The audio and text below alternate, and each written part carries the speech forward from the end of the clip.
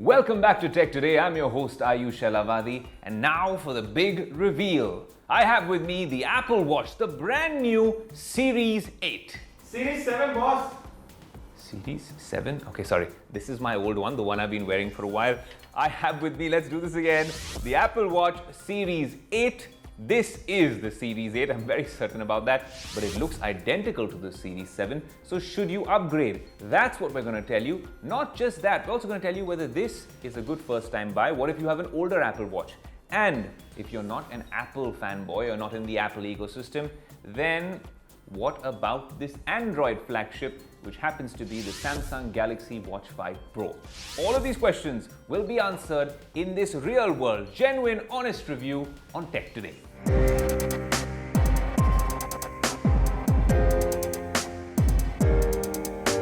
Now, 2022 has been an interesting year for Apple Watches because we haven't got one or two new launches. This year, we now have three types of Apple Watches. Of course, there's the economical SE, which comes without all the bells and whistles of the Series 8, which in any other year would have been their flagship. But now there's a far more expensive and advanced, rugged outdoor build sort of a watch called the Apple Watch Ultra, which you got to stay tuned to Business Today's social media handles, and of course, everywhere that you actually watch Tech Today is where we'll be covering the Ultra in all its splendor. Now, when it comes to the Apple Watch, it's interesting because there's a new S8 chip powering this watch, which supports a bunch of new sensors. Advanced health and fitness tracking is what the Apple Watch is all about, and it's been absolutely stellar over the years. I'll get to whether you should upgrade or invest in this in a bit, but when we're talking about the new S8 chip, it's not very different from the S7 chip.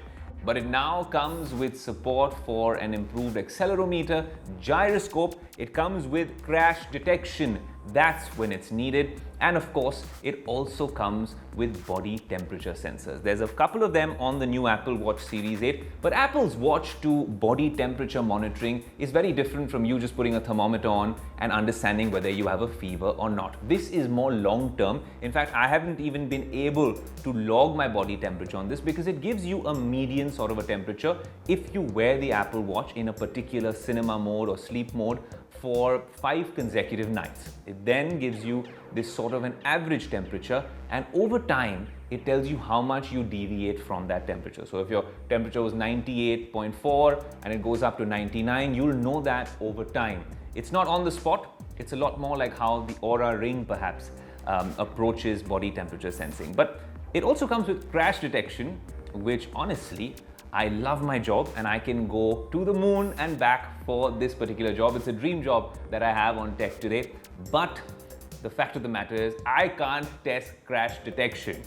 To do that, well, we gotta hope that Apple's algorithm is spot on because it could be a safety feature which we didn't know we all needed. Of course, the new Apple Watch Series 8 comes with a low power mode.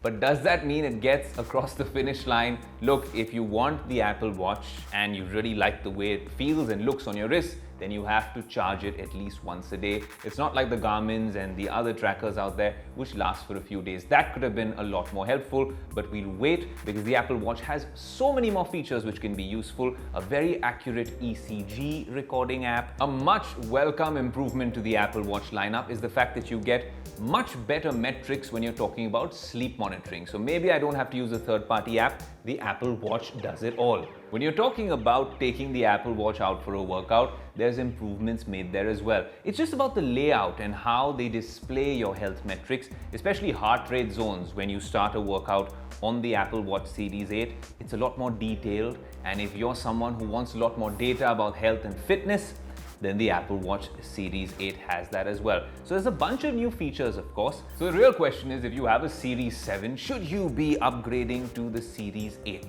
Well, the simple answer is no. The Series 7 is fantastic and has almost all the features of the Series 8, especially once you upgrade this to watchOS 9. Maybe even a Series 6 would be too soon for you to upgrade. Anything before that, and you start looking at the Series 8, because with each year there have been incremental upgrades. Anything before the Watch 5, that's the Series 5, you must upgrade to the Series 8 because that's when you can see the real changes in Apple's ecosystem and how it becomes a lot more important. Now you get a Wi-Fi and a cellular option, several colors, all sorts of straps. Now there's no Nike watch. This is the Nike watch. You have all the Nike faces on this particular device, and the straps come along with it as well. So that's a welcome addition to the Apple Watch Series 8. You get the watch in two sizes, 41mm and 45mm. For me and for most guys, 45mm is better, but if you like a more compact one, the smaller one works. Now the Series 8 is a very competent device, and like I said, if you have a watch older than the Series 5, then this is the watch you must upgrade to if you want to stay on in the Apple ecosystem, of course. But if you want to take things to the next level, maybe you're a surfer, an adventure hiker, or you're going scuba diving, then the real boss would be the Ultra, and that's something you might even want to upgrade from the Series 7 II. The other question now is the Galaxy Watch 5 Pro. Look, they're meant for two different ecosystems, but I'll tell you in terms of just looking at them, initial impressions of both of them, the Watch 5 Pro has this circular design. So first of all, if you're ecosystem agnostic, what does that mean? Well, what I'm trying to say is if you're not devoted to an Apple ecosystem, you don't have an iPhone and an iPad and a MacBook and all of that, and you're open to exploring all sorts of technology, then there's a bunch of other options in the Android world and in the non-Apple world. But if you are tied down to the Apple ecosystem, then this is the only option for you if you want to extract the most out of your wearable. But if you're not invested in the Apple ecosystem, then you must be looking at a bunch of other suitors, Garmin's, Fitbits. We've had all those devices on Tech Today. But I think the Samsung Galaxy Watch 5 Pro might be worth your money if you are a Samsung user. So it's very simple. If you are in the Android ecosystem or you're open to other devices, and it just helps if you have a Samsung Galaxy device, maybe the Fold, maybe the Galaxy S22 Ultra, or even another Galaxy phone, that's when this watch will come in its own. So of course, this isn't an apples to apples comparison like I always say, but it's interesting that Samsung got together with Google and of course with the acquisition of Fitbit. We expected the world from Samsung.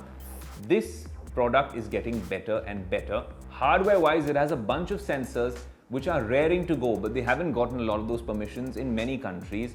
So blood pressure monitoring, body temperature, even ECG for that matter. But if you're investing your hard-earned money, this is a watch where every sensor seems to work. It's largely accurate, and we have put it through its paces. I have played football wearing this watch. I have done all sorts of weight training, strength training. I've gone swimming in the sea, and it has never failed on me. Neither has the 7 or the 8. So the Apple Watch is still one of the top smartwatches in the world. But if you're an adventure junkie, like I said, let's wait for the Ultra. Having said that, the Apple Watch Ultra is going to be quite expensive, nearly costing twice as much, 90,000 rupees or something like that. So it must be a very expensive proposition. The SE doesn't come with all the health and fitness tracking monitors that we need on an Apple Watch. The Ultra gets too expensive. This is the middle sibling which hits the sweet spot. That's what we think about the Apple Watch Series 8.